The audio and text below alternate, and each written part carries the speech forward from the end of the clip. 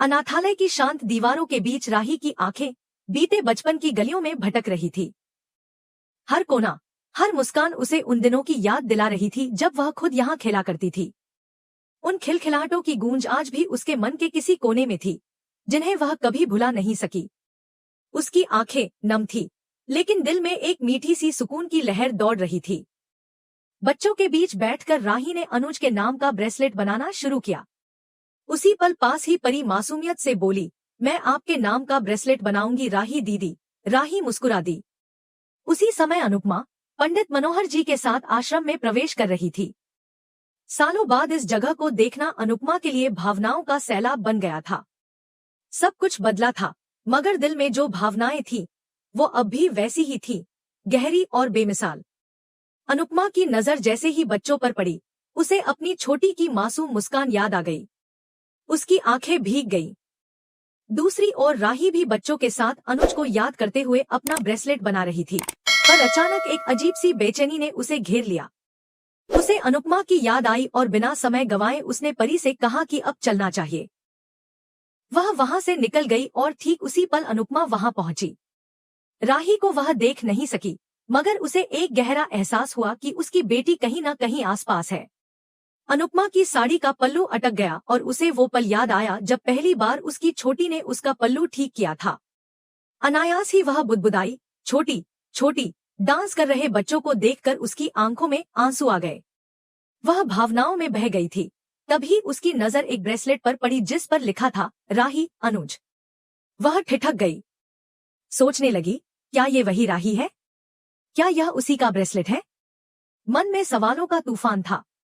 तभी मुरली उससे मिला और बताया कि राही थोड़ी देर पहले ही आश्रम आई थी और उसने 35 लाख रुपए का दान दिया है।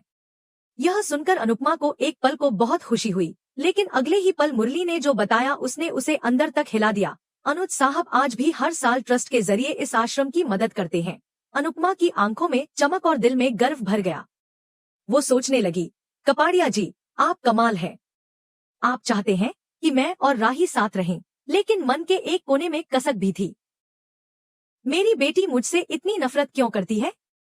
शायद उसने पापा के नाम का ब्रेसलेट बनाया होगा और मेरा नाम गलती से आ गया होगा। फिर भी एक उम्मीद थी, एक सुकून की माँ और बेटी का नाम साथ साथ है। उधर राही के घर में प्रेम ने सवाल किया, मुंबई से इतनी जल्दी क्यों लौटीं? राही ने बताया कि वह अनाथालय गई थी और वहाँ की यादें उसे अंदर से झकझोर गईं। उसने कहा, काश मुझे वहाँ से अडॉप्ट ना किया गया होता तो मम्मी मेरी जिंदगी में नहीं आती।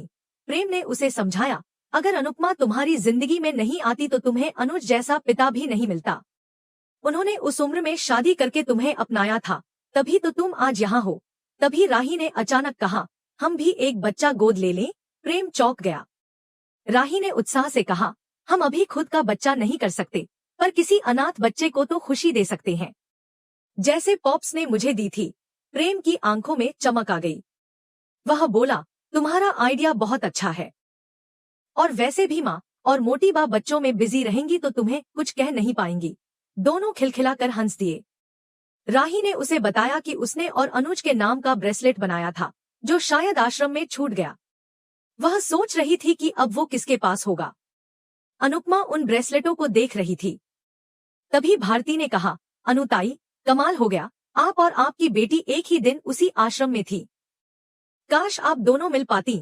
अनुपमा ने लंबी सांस ली और कहा, अच्छा ही हुआ उसने मुझे नहीं देखा। अगर देख लेती तो दुखी हो जाती। लेकिन मन तो कर रहा था, दौड़कर उसके पास जाऊं, उसे ढूंढ लूं। वह खुश थी कि राही आज भी उसी आश्रम से जुड़ी हुई है जैसे अनुज जुड़े थे। सोच रही थी, मैंने और अनुज ने उसे गोद लिया था, तभी हम माता पिता बन पाए। लेकिन आज ना अनुज है, ना बेटी। वह भावुक हो गई। भारती ने दिलासा देते हुए कहा, किस्मत आपको और राही को पास ला रही है। अब आप दोनों जरूर मिलेंगी और कभी दूर नहीं होंगी। अगली सुबह मुंबई में डांस चैंपियनशिप के दूसरे राउंड की हलचल शुरू हो गई। अनुपमा और उसकी टीम ने जोरदार प्रस्तुति दी। वहीं अहमदाबाद में राही की टीम ने भी अपनी कला से सबका दिल जीत लिया। दोनों टीमों को अगले राउंड के लिए चुना गया और सबके चेहरों पर खुशी छा गई। क्वार्टर फाइनल में भी दोनों टीमों ने शानदार प्रदर्शन किया और अब दोनों सेमीफाइनल में पहुंच चुके थे। एक नई उम्मीद की किरण उनकी आंखों में चमकने लगी थी। राही के घर मीडिया इंटरव्यू लेने पहुंचने लगी। मोटीबा, माही और ख्याति को जलन हो रही थी, पर राही को अपनी सफलता से फर्क नहीं पड़ रहा था। उधर अनुपमा के पास जस्सी एक अखबार लेकर आई, जिसमें राही की तस्वीर थी। अनुपमा ने सोचा, हम सेमीफाइनल तक पहुंच तो गए हैं, बस अब फिनाले जीतना है। शाह हाउस में पाखी ने सबको बताया कि वे सेमीफाइनल तक पहुंच गए हैं। सब खुश हुए, पर जब पाखी ने कहा कि वह फिनाले जीतकर सारे पैसे ले जाएगी, बापूजी ने उसे टोका, तू ये सब पैसे के लिए कर रही है, अगर खुद के लिए करती तो ज्यादा अच्छा लगता। पाखी चुप रह गई, लेकिन दिल में फिनाले को लेकर एक जोश था। उस बीच टीवी पर पंडित मनोहर जी का इंटरव्यू चल रहा था और सभी की निगाहें उस भविष्यवाणी पर टिकी थी, जो अब शायद माँ और बेटी को फिर से एक करने वाली थी। मंच पर जब राही का नाम पुकारा गया तो अनुपमा की सांसें जैसे थम सी गईं। अनुज डांस एकेडमी, यह नाम सुनते ही उसकी आंखों के सामने वर्षों पुरानी यादें तैरने लगी। वह जानती थी कि इस नाम के पीछे उसकी ही बेटी राही है, लेकिन यह जानकर कि राही उसी प्रतियोगिता में भाग ले रही है जिसमें वह खुद भी शामिल है, उसके दिल की धड़कनें और तेज हो गईं। वह मंच की ओर भागी, शायद उस पल को रोकना चाहती थी जो उसकी बेटी की नफरत को और भी गहरा कर सकता था। लेकिन मंच पर पहुंचने से पहले ही उसकी नजर प्रेम पर पड़ी। उसने प्रेम से गुस्से में पूछा, तुमने मुझे बताया क्यों नहीं? क्या यह जानना जरूरी नहीं था कि मेरी बेटी भी इसी प्रतियोगिता में है? प्रेम चुप रहा, उसके पास शब्द नहीं थे। वह जानता था कि यह बात अनुपमा के लिए कितनी बड़ी हो सकती थी, लेकिन वह यह भी जानता था कि अगर उसने बताया होता तो शायद अनुपमा फिर से खुद को रोक लेती। उसने धीरे से कहा, मम्मी, मैं नहीं चाहता था कि आप फिर से अपने सपनों से पीछे हटें। आपने कितने सालों बाद फिर से डांस करना शुरू किया है। मैं जानता हूँ राही आपसे नाराज है, लेकिन मैं भी जानता हूँ कि यह नाराजगी एक दिन प्यार में बदल जाएगी। अनुपमा की आंखों से आंसू बह निकले। वह बोली, प्रेम, तुम नहीं जानते कि यह नफरत कितनी गहरी है। मैं उसकी जिंदगी में फिर से आकर उसे तकलीफ नहीं देना चाहती। प्रेम ने उसका हाथ पकड़ा, उसकी आंखों में देखा और कहा, मम्मी, मैं वादा करता हूँ कि एक दिन आप दोनों फिर से एक साथ होंगी। मैं वह दिन लाकर रहूंगा। इसी बीच उनकी टीम का नाम पुकारा गया। अनुपमा को मंच पर जाना था। उसके पांव भारी हो गए, लेकिन वह जानती थी कि उसे यह करना ही होगा। जैसे ही वह मंच पर पहुंची, मोटीबा और बापूजी की नजरों ने उसे घूर लिया। उनके चेहरे पर नाराजगी थी। पाखी तो जैसे आग बबूला हो गई। वह जोर से बोली, यह औरत फिर से हमारी जिंदगी में क्यों लौट आई है? दूसरी ओर अंश की आंखों में चमक थी। वह मन ही मन खुश हो गया कि उसकी अनुपमा मासी बिल्कुल ठीक है। लेकिन सबकी निगाहों के बीच अनुपमा की हिम्मत डगमगाई नहीं।